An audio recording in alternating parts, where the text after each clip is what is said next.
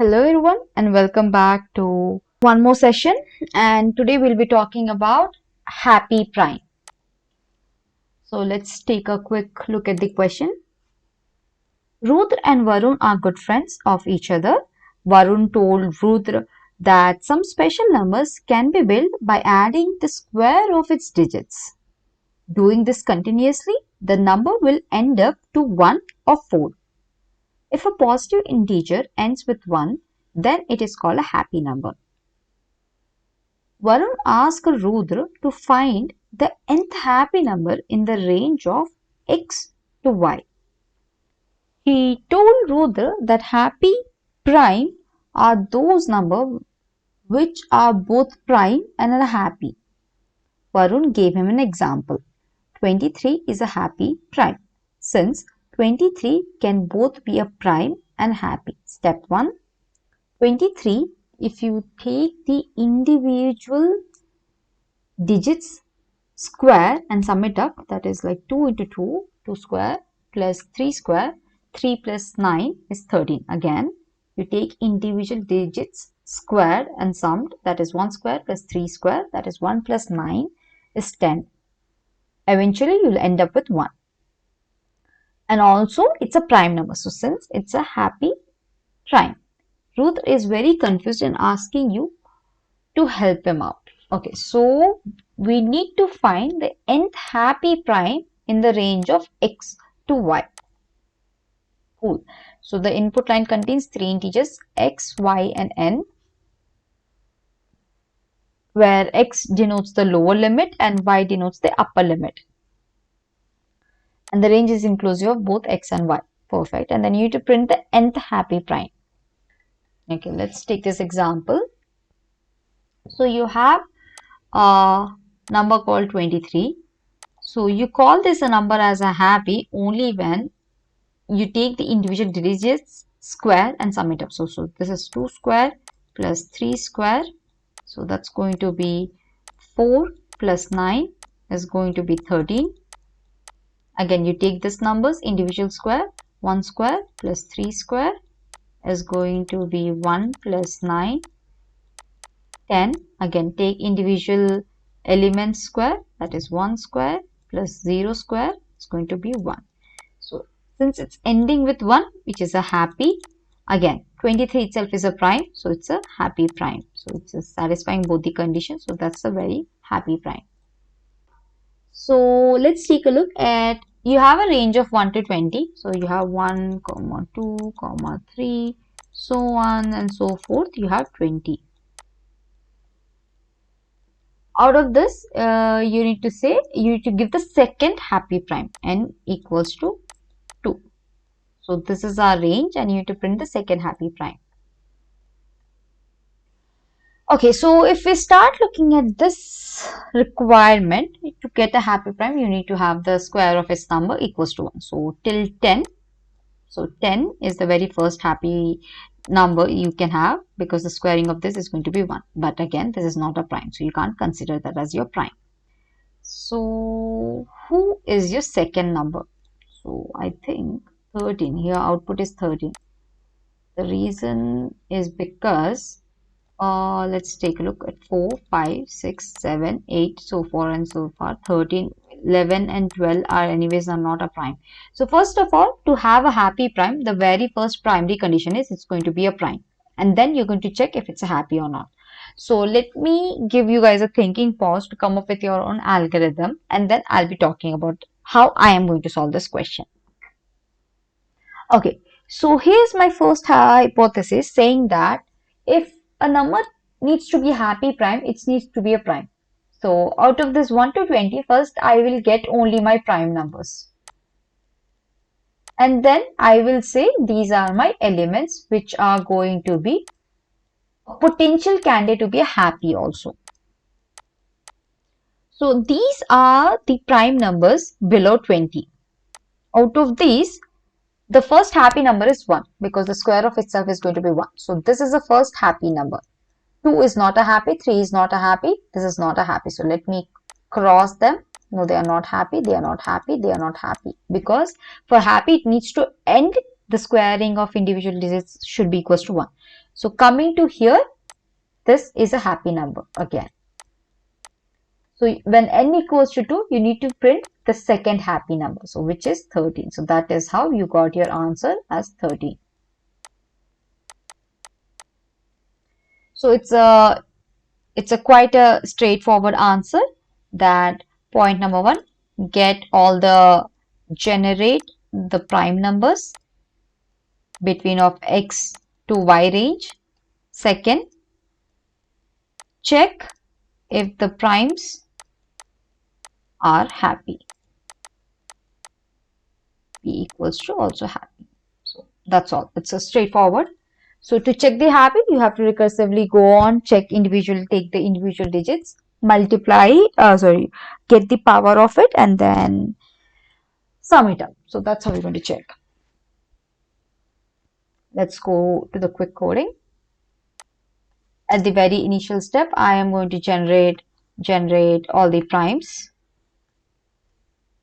Post that, I'll be taking the inputs x comma y comma n.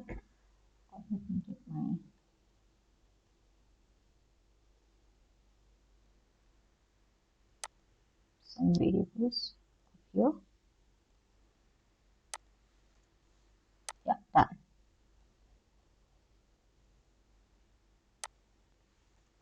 N, x, y, and n. I'll have a flag and a counter.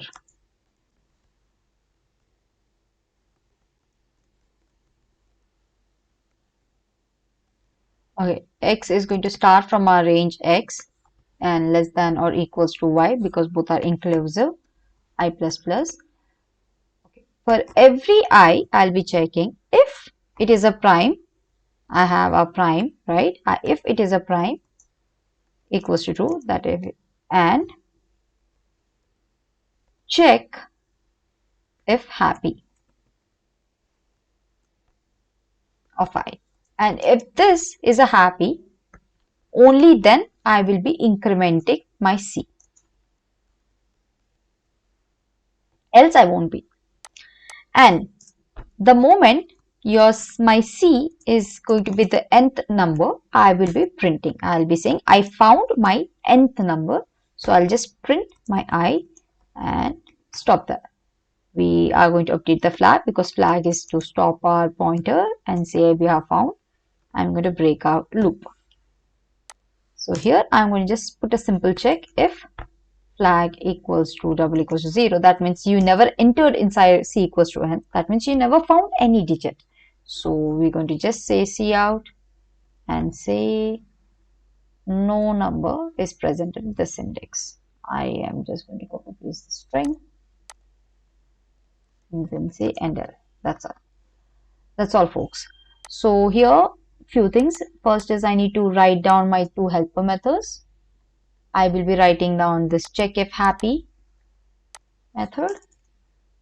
It's going to return a bool value and take an n inside as a parameter, and then check sum is equals to initially 0 while n is greater than 0. As long as n is greater than 0, you're going to sum up its value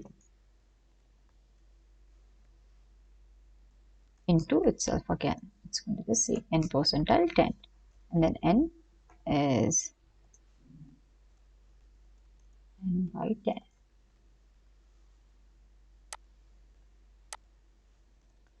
So as long as you do this, if sum is double equals to 1, you're going to return true.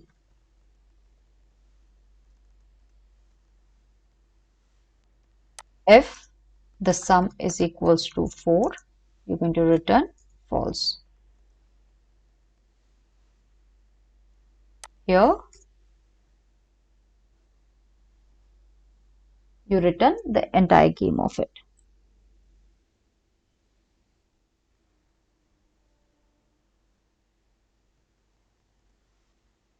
Check off and sum again. So this process continues as long as your sum is some value which is greater than 1 and 4. If it's not, it'll stop then and there. Okay. So that is our one helper function. The other helper function is to generate all the primes. So this will not return anything, neither it's going to take anything. It's just going to be void. Again, empty parameters, and it's pretty much the same. Set of prime. Initially, all the values would be true.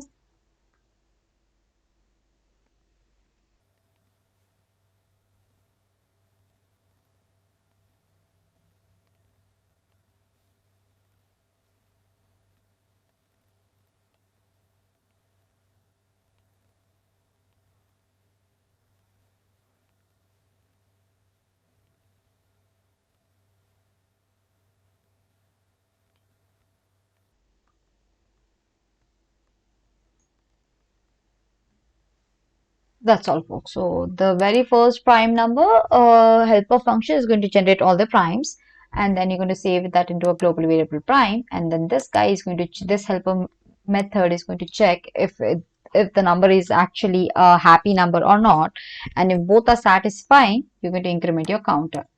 So let me check if the code is working.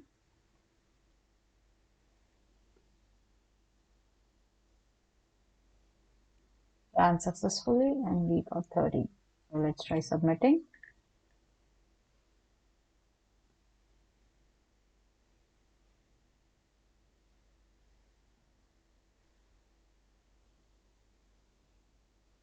So yeah, that's up.